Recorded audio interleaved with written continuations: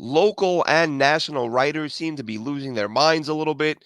The Jets are vastly improved with Aaron Rodgers in the building. Just how much? And a little bit of talk about the Jets cap space situation. I'm Glenn Naughton with Jet Nation Radio and JetNation.com. Be sure to log on to JetNation.com where you can register and become a part of what is the most active Jets message board on the web. Joined as always Friday nights by Chris Schubert of the Draft Network. Chris, how we doing? Doing well. Remember, there were the boxes behind me because we were moving. New location, just a blank white wall in a closet that I have now retrofitted as an office. I don't know if this is an upgrade, but we are working on it. There will be a different background here very, very soon. I was going to ask, are you hiding from any potential renters or buyers who could be No, invading your that space, so or I is will. this an entirely new venue? New place. We had no more potential run-ins during podcasts since the last time that we did a show and we had that incident happen. But no, so a new place. I've got a closet that I've retrofitted as a nice little soundproof recording studio That's that the I way do to all my do it. stuff in. It's the best. Look, I love having the study. I love having this space, but I've thought like if there's a way to fix that sound and make it better, and something like that is Yeah, not a it's bad nice. setup, man. It's yeah, absolutely. So, real quick, and I almost feel bad covering this topic because myself and Dylan went over this last night, and I kind of said to Dylan, when we were discussing it pre-show, and we agreed, like, let's do like 5 seconds on this because I hate to give it attention. And then an even worse take came out that made me say, what's going on here? And I understand, clicks are king. That's how these guys generate attention and revenue and feed themselves and their families. I get all that. I respect all that. However, some of these takes with Aaron Rodgers are just, you can't even call them comedic. It's almost as if they're trying to outdo each other. Like the last headline was so ridiculous. Let's see what I can do. So one headline a couple days ago said that Daniel Jones, he of I believe 12 or 13 touchdown passes last year, is the best quarterback in New York. Sorry, Jets fans. What did I call him? Daniel Jones. Um, and then yesterday or the day before, another article from a national writer saying that the Jets shouldn't have acquired Aaron Rodgers because Teddy Bridgewater was there for the taking. I mean, listen, I get you want to look at things honestly and critically and how could it have been done differently. I have no problem with any of that. But are is someone and these people, I would imagine, I'm not saying they're not riding next to Jeff Bezos in their yachts, but I'm guessing they're paid well enough to not have to say things like Teddy Bridgewater is just as good an option as Aaron Rodgers and Daniel Jones is better than Aaron Rodgers. What's happening here, Chris? Well, a couple things. Couple things. I mean, I don't mean to be this guy, but you're going to make the claim that Daniel Jones is the best quarterback in New York, and like Josh Allen still plays in Buffalo. Like even if you wanted to take the Aaron Rodgers Jets angle out of this, like Buffalo's still part of New York, actually more New York than the Jets and the Giants are, and he's up there playing in Buffalo. So that's a bit of a surprise to me. And look, and I'll put a name to it because I saw what you were referencing, and I had a different takeaway that I think a lot of other Jets fans have because it was Bill Barnwell who wrote a story in which he talked about the idea that the Jets might have been better off going after Teddy Bridgewater instead of Aaron Rodgers. And the overall point, because I think people lost the point that Barnwell was making because he invoked the name Teddy Bridgewater and that just sent everybody off a cliff. The point he was making is Teddy Bridgewater is a quarterback that has found great success with behind good offensive lines, with good defenses, and decent enough skill players, making the argument that the Jets are a pretty good team, that the Jets have a lot of great infrastructure, that they didn't have to do this song and dance with Green Bay and give up what they gave and have to pay Aaron Rodgers all this money. If you take Teddy Bridgewater's name out of this story and insert Derek Carr's name into this story, it's exactly the argument that I outlined on this show months ago when we were discussing what the Jets should do with the quarterback position. So I think the name that was invoked is a bigger problem with the argument that Barnwell was making instead of the actual argument, which was the Jets had a pretty good roster. They didn't need to go down the Aaron Rodgers route. They chose to. They thought that was their best course of action, their best move. But it was the Teddy Bridgewater thing, rightly so, that I think freaked everybody out. Because again, Bill could have made the same exact point and just put Derek Carr or Jimmy G's name in there, and it would have felt a little bit more like in line with what we were talking about as Jets fans in the lead up to the Aaron Rodgers trade. I would agree in a sense, and I know you and I have discussed this. We were both in favor of Carr. I literally still have like Twitter trolls to this day who follow me and give me a hard time about that. Like, though I won't forget you're the guy that wanted Carr, and I'm like, that's okay. Like, I'm I'm fine good with with that. you. Yeah. Go Yeah, ahead. Let me know. I under like these people live in these bubbles where And it's weird. These narratives get created. I really feel like it was sort of 5 or 6 years ago because I remember I was fairly new to Twitter. Well, maybe I wasn't, but it was a while back, and I commented and said something along the lines of, "What a shame, um, John Idzik passed on Derek Carr because he had Geno Smith already and went with Calvin Pryor, in the draft." And like all these people are like, "Dude, that's the worst take ever. Derek Carr sucks." Da da da da. Like, and that's years ago. That was like when he had the injury, and there was some questions Yeah. about how good he'd be when he got back. There was I kind of was like, well, I get that there were some questions, but yeah, it's almost like the narrative started back then, and people they just sort of decide a player sucks, and nothing the guy does on the field after that will matter. Like if Derek Carr wins the Super Bowl this year, everyone who says he sucked would be like, oh well, it's the team around him. Like he was just along for the ride. If he throws 50 touchdowns, it won't matter. Oh, it's the system. Anyone could Which, have done that. which Like by the people way, just won't give credit. Which, by the way, if the argument then let's just say the Saints win the Super Bowl, just because we're down this rabbit hole, right? And everybody makes the claim of, oh, it was the pieces around Derek Carr. Yeah. That's exactly the argument that I have been making for years, that Derek was not supported well enough in Vegas and in Oakland. And if you support him with good enough pieces around him, he can be incredibly successful. And he's better than what his current metrics kind of show. Yeah, well, a big part of what we discussed, right? Never played on a top 20 defense in his Never in his had one. entire career. Has Now, had a defense and special teams that has actively hurt him in his career. Yeah. So it's been kind of wild to see some of these takes about what the Jets should do here, what the Jets should do there. Even after adding Aaron Rodgers, it's absolutely nuts. But one thing the Jets did do was free up a little bit more cap space, move some money around with Jordan Whitehead, and he dropped his cap number, so they're sitting at about 24 million. What are your thoughts? It's a lot of cap space. They still got some rookie contracts to, I think, get done in order to kind of close out. And so it's not really 24 million. It'll come in a little bit under that, but it's decent right now as they currently sit. I'm looking at overthecap.com here. Fourth most cap space in football. The three teams in front of them, the Bears, Panthers, and Cardinals. So you got three teams that maybe aren't necessarily being talked of in the same group and same tier as the New York Jets are entering the 2023 season. Yet the Jets have the fourth most cap space as it currently sits. Is that for a Quinn Williams contract extension and his cap number maybe raising a little bit in 2023? Is that because they're going to rework Aaron Rodgers' deal and that number is going to look a little bit different? Is it because they are bringing in DeAndre Hopkins and so they need the money for that? And I see a message in the chat that Q is missing. No, his 2023 math is already on the books. The fifth-year option that he's playing under is on the books for this year. That's already included in the number. So if they do a deal with Q and get a long-term deal done, then the number could change one way or the other. But he's already on the books for, I think it's like $9.5 million for 2023. So it gives them, Glenn, we talk about this all the time. It's something that I really, truly believe in when it comes to team building, and not just football, but in all sports. You want to be able to create the maximum amount of flexibility that you can have in order to be able to strike a deal or strike a move when something could potentially arise that's an opportunity for you. And the Jets operating with this kind of cap space allows them to do that, whether it's DeAndre Hopkins, whether it's a Q extension, and they need the money to be able to move some stuff around for 2023 and 2024, whatever the case may be. They are operating at a place of some really good flexibility, and I can appreciate that. Yeah, I think that and Dylan and I touched on it briefly yesterday with the cap situation. That there will be some change. Of course, you mentioned Tippmann, McDonald. Those are the two outstanding draft picks who have not yet been signed. If you look at their draft slots last year, 11 and 43 respectively, they're 15 and 43 respectively. Those totaled about right around 9 million. So you got to figure this year you'll see that little bump. They'll be in the 10 million range. So we'll see when those deals come in and how much they take up. But there are some ways to create more space if they wanted it, but they are creating some now. And I've talked about it, sort of nonstop, not quite nonstop, but a fair bit in recent weeks and months. Dylan has discussed it. We've talked a few times. You've brought it up.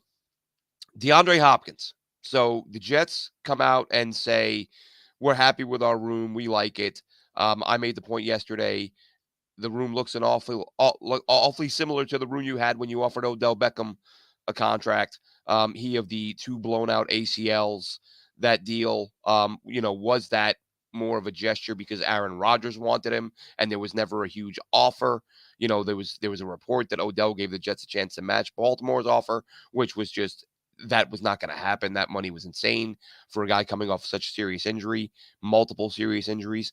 But from your view, Hmm. DeAndre Hopkins, is he a guy you pursue? For me, it's a yes, and anyone listening to this knows that. But what is your take? I know you actually did a show the other day, Chris, where you broke down the top destinations for Yeah. DeAndre Hopkins. I listened to that on TDN, the Draft Network, TDN Daily. Check Chris's work out there, by the way.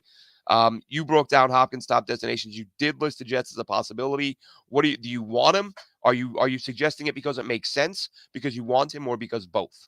I think it's a combination of both. And in that show that you mentioned, I kind of broke it down into tiers. I think there's a clear tier one where it's the Bills and the Chiefs. Those two teams are, I think, the top options, and they check a lot of the boxes for DeAndre Hopkins. I think there's a clear need for both of those teams. I think there's a clear quarterback answer there. That's one of the big things for DeAndre Hopkins. He wants to be able to play with a quarterback, although there are rumors of him meeting with Houston again to potentially reunite there in Houston. So we'll keep an eye on that. And so those are my tier one teams. And then behind them, I had tier two teams. I had teams that I could make the case for. That would be the Cowboys, the Ravens, and the Jets. And the Cowboys, because Jerry loves to make a splash, and I think they needed a number two wide receiver after CeeDee Lamb. I made the case for the Ravens because even with Odell Beckham Jr., even with Zay Flowers, even with Rashad Bateman, that room still has a lot of question marks. You got a first-year player, you got a guy coming off major knee injury, and Rashad Bateman hasn't been a pillar of health to start his NFL career either. So getting in another veteran presence gives you a more well-rounded room.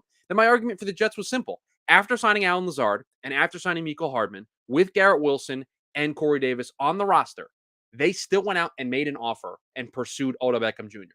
Whether it was to make Aaron Rodgers happy or not, they still pursued another wide receiver. And you mentioned it kind of tongue in cheek, but I can check the depth chart here. It's the same depth chart as it was when they pursued Odell Beckham Jr. a couple of weeks and months ago. And so to me, they make sense because I've seen them do this already. I've seen them pursue wide receiver help. And so if you're going to pursue wide receiver help over here, why would you not pursue it when there's another opportunity in front of you? Now, maybe the math doesn't work. Maybe you can't get, because I think the contract will be a little different for DeAndre Hopkins. I think it'll be more of a multi-year deal. It'll be with whatever team he signs with for probably 2 or 3 seasons. It's probably a bigger dollar commitment overall than Odell Beckham Jr. will be. So there's a lot of things that could put a halt to it. But if you're interested in Odell Beckham Jr., you're also interested in DeAndre Hopkins, in my opinion. And another show that I did this week, Glenn, cheap plug for the work that I do over at TDN Daily, I ranked all 32 wide receiver rooms, 1 through 32. I had the Jets come in at 16th on my list, middle of the road. And so just on that surface alone, I have to look at this and say the Jets probably could use some help. Now, again, DeAndre met with Houston. We know I think he mentioned Josh Allen and Patrick Mahomes as two of the quarterbacks that he'd be interested in playing with. I know he mentioned Lamar. I think Herbert was in that group as well. And so is there a want on his end? Is there a willingness for his end to go to New York? That's another big question mark. But just looking at this from what I would like the Jets to do, yes, I would like them to pursue DeAndre Hopkins. Do I think the Jets should pursue DeAndre Hopkins? Yes. Now, whether or not he wants to come here, totally separate conversation. Yeah, so I see that in the chat right now. DeAndre doesn't seem to like the Jets. That's fair in the sense that he hasn't, there was the interview he did when he kind of made that funny face when someone asked him about the Jets, and then he did the podcast where he didn't list them among those teams. But listen, if he can list all the teams he likes, if they're not coming up with the right money, that becomes an issue. And then there's also, we hear about stuff like this happening, that a guy's thinking about going somewhere or not thinking about going somewhere. Listen, Aaron Rodgers gives you a call and you're DeAndre Hopkins, and says, look, come on, D Hop, are we saying I'm not a good quarterback? They can laugh about it. They can chop it up. You know what I can do. I'm here in the building. I can tell you, I played this defense last year. D Hop, they're legit. I'm telling you right now, teams aren't going to light this team up. You and me, with the guys we have, we're going to be able to outscore and win some games. Like that a phone call can change things in a heartbeat. This isn't last year's Jets and us saying maybe Zach Wilson can give him a call and convince him to come. No, that's Right. not You've got the happening. best recruiting tool of all time. The guy Yeah, wearing number 8 and playing he's got quarterback for you. like guys mid-tier and lower, he's got them blocked. They can't call him. But Aaron Rodgers or anyone in that tier, the handful of guys, that top 10 tier, Yep. those guys call, they're going to be able to maybe, convince DeAndre. So I get it, Braden, you're not wrong, and that there have been indications that D-Hop doesn't want to come to the Jets, but I really believe, as Chris said, that recruiter, like having that guy who can make a phone call and change things in a hurry. I And see Kenny mentions Quan. I talked about Quan yesterday, Chris. I like him. Nice player. But if he comes back, fine. If he doesn't, fine. There seem to be a lot of folks who are like, they're all in on Quan and really can't believe the Jets haven't brought him back.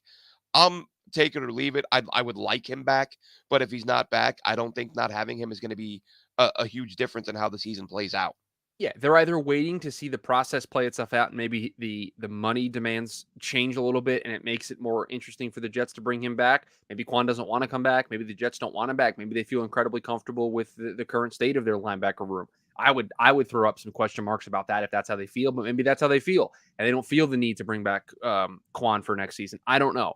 But to me, I think we are now. It's June 3rd, right? So those post June 1 cuts can start to file in, and there's always something around this time of year that surprises us from a cut perspective. There's always a player that immediately becomes available that it goes, whoa, okay, that guy is available. That kind of changes things a little bit. And we're not talking a top tier player at a position like a No, top but 10, top 15 player, but a quality player of a starter, though, stature, quality player. a quality starter that could add to your room and make you a better football team. And so maybe the Jets, again, trying to operate from a place of flexibility, if a player like that at safety, or a player like that at linebacker, or maybe some offensive line depth, or maybe another wide receiver becomes available, right? There are these floating rumors out there, Glenn, that Hunter Renfrow might get cut here in the next couple of weeks. Maybe that's something the Jets are keeping an eye on. I don't know, but I'm putting out potential possibilities of why the Jets are kind of hoarding onto this cash right now, this cap space, and they're trying to play it out because you don't know what's going to happen over the next couple of weeks. I mean, everybody assumes, right? This has nothing to do with the Jets, but everybody assumes that the Minnesota Vikings are going to move on from Dalvin Cook. It's June 3rd and they haven't done it yet. So these things can conceivably come out of nowhere, and these things could still be on the horizon where a player at a position that is important to the Jets, that is something that they might be willing to entertain, could become available. So it's June 3rd. We're very far away from training camp. We're very far away from preseason games. There's a lot that can happen within the next couple of weeks. I know everybody was freaking out about, weeks ago about the Q extension, and then Robert Saleh comes out first day of OTAs and says that thing's going to get done. Q will be here pretty soon. And unequivocally says it. Like, when you're a coach, you say something like that, that comes back to bite you in 3 weeks if the Q deal's not done. So they must feel pretty confident. Again, these things take some time. This is not a microwaved meal. You got to put it in a slow cooker. You got to let it marinate over a couple of hours. These deals, they don't just happen over time. Didn't we just learn this with the Aaron Rodgers thing? These deals take some time to materialize. So I think there's still some moves in the works, and we'll see what happens over the next month and a half. Yeah, I think the Q thing was always going to happen. We discussed it, and we did a show talking about, how the Rodgers deal is maybe slowing things down. That was a report from Fox Sports. But at the end of the day, it's going to get done. It's not as if Quinnen Williams isn't going to get the money from the Jets that he deserves. That's just a matter of time. But as far as I'd mentioned that yesterday with Dylan, with safety. You mentioned linebacker. Think back a couple years ago. I mean, no, he didn't land with the Jets, but like Bobby Wagner, becomes available late in the off season, and it feels like every year. And I said this years ago. We can discuss the positional importance of safety. People seem very torn on that, especially come draft time and how do you allocate picks.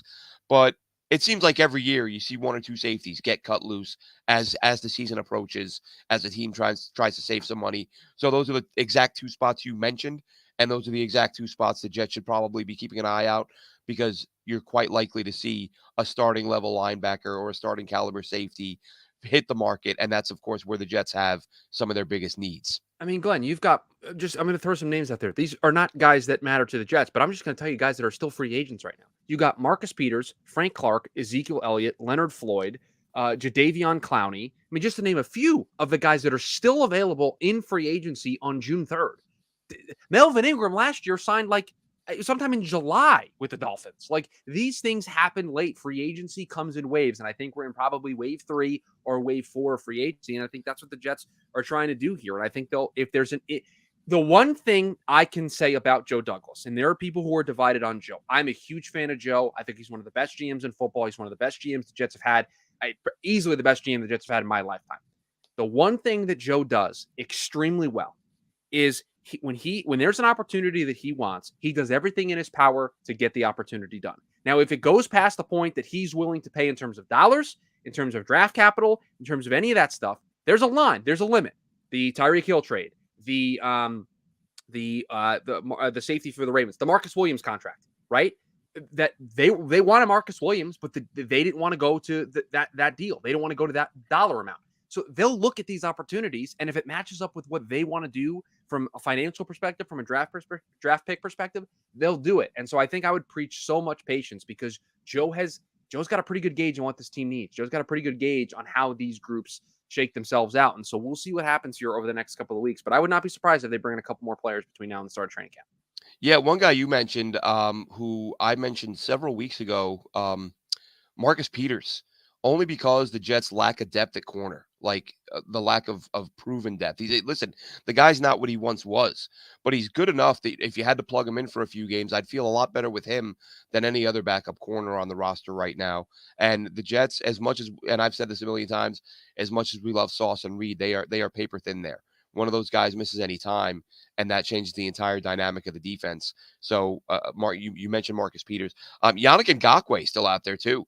That's Um, that's a name that completely surprises me that he's still so available. bizarre. 19 Yeah. and a half sacks over the past 2 seasons. Yeah, he's been It's not good. like you can say like, "Oh, well, he's really tailing off. He only had 4 sacks last year." No, he had like 9 and a half, 10 sacks. Right. Are you getting a true number one pass rusher at this stage of free agency? No, but you're getting a No. pretty good number two. You're getting a really nice rotational piece, and that's not necessarily for the Jets because the Right. Jets have about 57 pass rushers that they're going to Right. rotate in throughout the season. Right. But like, I'm just surprised that these players are still available. Like Yannick Ngakoue is good enough to be a starter on a team right now. Absolutely. Absolutely. And then I noticed, I think I mentioned him pre-draft. I tweeted out, I was like, how is this guy still out there? But you mentioned the number of edge rushers, Chris. I'm sure you saw the 57 news. specifically. Yeah, 57 Yeah, of them. yeah, you're Yeah, right. Yeah, I think right on pretty the close. nose.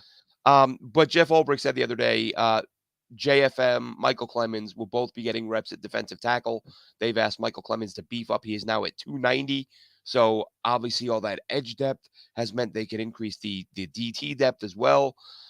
I got really fired up the more I thought about that, and I started asking myself, how good can this D line be? You know, Quentin Jefferson's a guy doesn't get enough attention for what that Mm-mm. guy brings for his win rate as a pass rusher.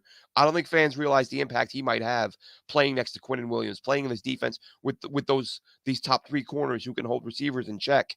And of course, Al Woods, the people eater in the middle, who's gonna, who's gonna eat up all that space. And then with Clemens and JFM on the inside, who JFM still, I think, gets too much flack for not putting up fantasy numbers. The guy, he has a huge impact on Sundays. I don't care what the stat sheet says. And then the edge guys with Lawson bringing in McDonald. You've got Huff, you got JJ coming into year 2. Like how good can this group be? Because I'm the more I think about it, the more I'm like, this is sort of a low key thing or an under the radar thing that hasn't been talked about. But I'm thinking this could be a top 10 unit. Here's what gets me very, very excited about Ulbrich saying that they're going to use JFM and Michael Clemens more inside. That means they have a clear belief that Jermaine Johnson and Will McDonald can be game wreckers immediately this season for them. Because if they are willing to take away 2 guys that they have used as part of their rotational depth for the edge, you're then looking at Carl Lawson, you're looking at Will McDonald, Jermaine Johnson, and Bryce Huff. Those guys are going to be your depth when it comes to edge. Those are the guys you're going to rotate through. Jermaine Johnson goes from his rookie year, not really used a whole lot, part of a rotation, is able to make that great play on Josh Allen that everybody remembers to help them win that game against the Bills, to now being in a featured role. If they move JFM more inside, Jermaine Johnson's probably the other starting edge opposite Carl Lawson.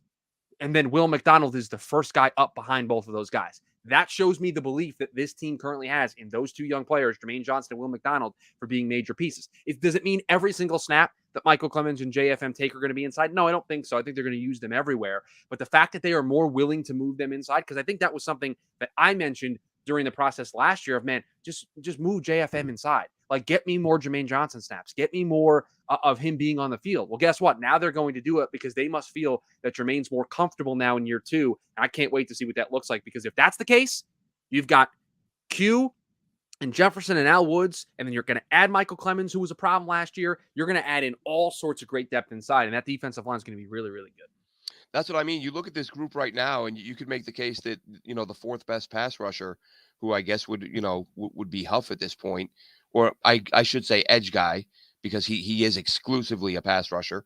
But these guys every one of them are better than most of the pass rushers the Jets have trotted out for the last 10 years. It's crazy that the guys are going to have coming in off the bench are going to be far superior to the players they've had started, 5, 6, 7 years ago. Braden asked in the chat, is Devontae Adams a possibility? No.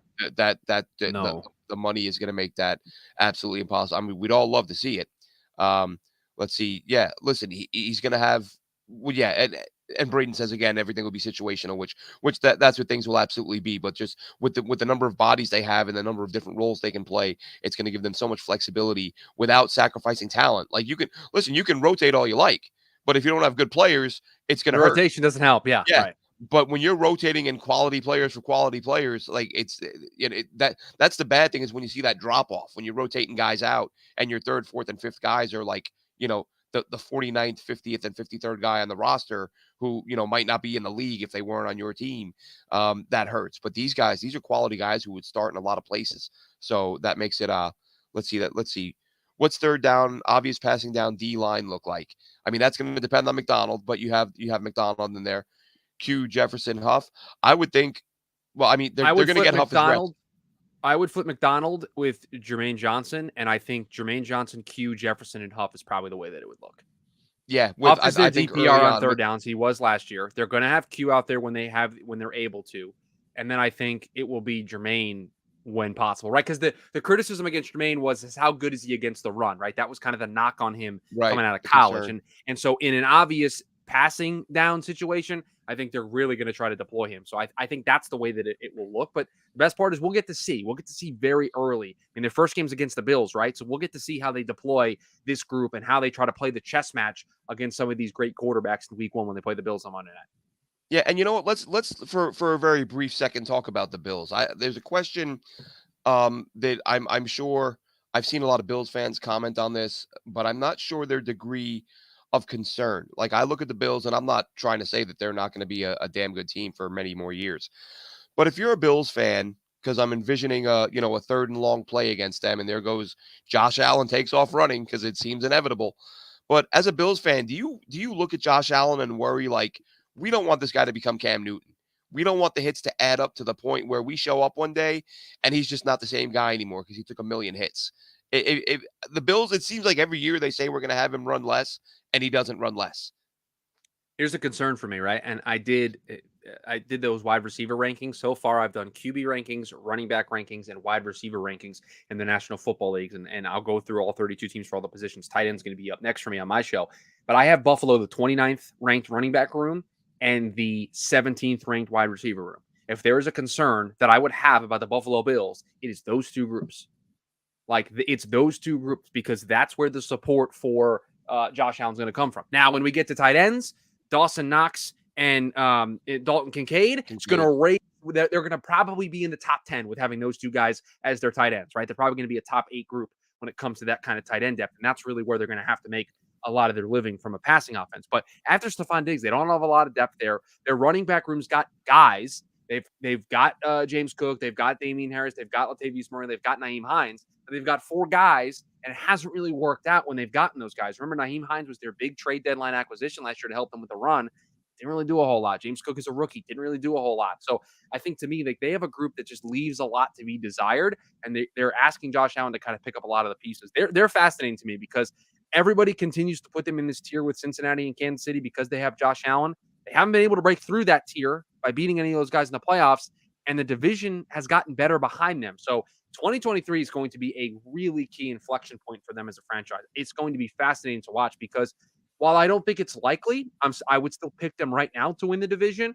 I don't think it's out of the realm of possibility for Miami or the Jets to win the division. And if that's the case, and the Bills are then a wild card team, and they don't make a Super Bowl run, you're going to start to be asking a lot of questions up there in Buffalo. Yeah, I think Buffalo, what makes them interesting, at least from my perspective, I thought they had the best draft in the division. Loved Osiris Torrance. He was one of those guys that I thought I either want him on the Jets or not in the division. And there he is. But let's face it, him going against Quinnen Williams is going to be, worth the price of admission for a while. Really good player. And as you mentioned earlier, and many others have, they are in that D-Hop race. So he could, he's just as like you putting the Jets receiver group middle of the pack. It's 100% where I've been saying they are. You maybe they're top. Maybe at best 13, but I think 16 is a fair number for the Jets. D-Hop would bump them up into the top 10. He wouldn't bump Buffalo into the top 10, but he would help quite a bit to move them up that list. So it's funny that you say that because I have the list on the other screen. I have the Jets 16 and the Bills 17, and I'm looking at the list to see where D-Hop would move the Jets. Right. If D-Hop went to the Jets, I think it would it would move them up a couple of spots. It'd probably move them into that 12 to 13 range. For Buffalo, I could probably get to 14 or 15. I can move them a couple of spots. But yeah, it's tough. I mean, both of those groups, I think, leave a lot to be desired for 2023. Where do you, and I ask this because I saw a tweet today about how the Browns appear to be working so hard. They are forcing the ball to Elijah Moore. Yeah. And that is a deep group in Cleveland. I don't know if people realize that. Where do you have the Browns? Eighth. They're the Yeah. eighth ranked group for me because you've got Amari Cooper, who I'm sorry is a wide receiver one in the National Football He's League. fantastic. I will not hear any arguments to the contrary. He's done it in 3 different places. He did it in Oakland, he did it in Dallas, and now he's doing it in Cleveland. He's been a number one, putting up number one numbers for 3 different franchises. He's in the conversation. Yes. Donovan Peoples-Jones was fantastic last year for them as a number 2. And I'm coming out. sorry, Elijah Moore makes them, I think, a better football team. And they've got Cedric Tillman, who I don't think is going to have a true year 1 impact. Yeah. I don't know where he draws in. But again, when we're talking about depth, you've got to throw him into the mix as well. So I feel really confident about that group. I had them at 8th. And they're talking about D-Hop. You add D-Hop, they move up. They move up the list. That'd be absolutely nuts. Braden wanted Amari Cooper. You and me both, Braden. I'm sure Chris wanted him when he was out there. 100%. I think it was my breakthrough into Jets Twitter, where I talked about how they should sign Amari Cooper, and I showed the statistics and say if the Jets are not all over Amari Cooper, it is a mistake. Yeah, absolutely should have been in on that. They weren't. That didn't happen. But I think that'll wrap it up for us this week, Chris. Tell everybody where they can find you, what you're doing daily at TDN Daily, Twitter, all that stuff. Yeah, so you can follow me on Twitter at Chris Schubert _ TDN Daily, Monday through Friday. Obviously, the word daily's in there. We do it Monday through Friday. Right now, we're ping-ponging back and forth every other day of the week. We're doing these positional rankings. It's been a lot of fun. I put together my list of 1 through 32 for a position, and then the live YouTube chat that joins me over on the Draft Network YouTube channel, they banter. They tell me a team that I got wrong. We have a big old debate about it, and then we decide whether or not we're going to move a team, and then we lock in these lists ahead of the 2023 season. So we're doing that. It's a lot of fun. I host another podcast, Prospects and Props, talking about these rookie players, sports betting, props, all that kind of stuff. So if you're into that, you can check that out on wherever you get your podcasting platforms and on the Draft Network YouTube channel. Awesome. And of course, be sure to check us out, jetnation.com, the most active independent Jets message board on the web. You can follow me on Twitter at AceFan23. You can follow Dylan Terriman, who is myself and Dylan do our Thursday night shows live at DTEREMAN, D Terriman. Thursday nights at 6:30 with Dylan. Usually Friday nights with Chris. We had to bump this one to Saturday. Little schedule move, but we'll be here. Be sure to join us here, jetnation.com on the forums, and we'll catch you next time, Jets fans.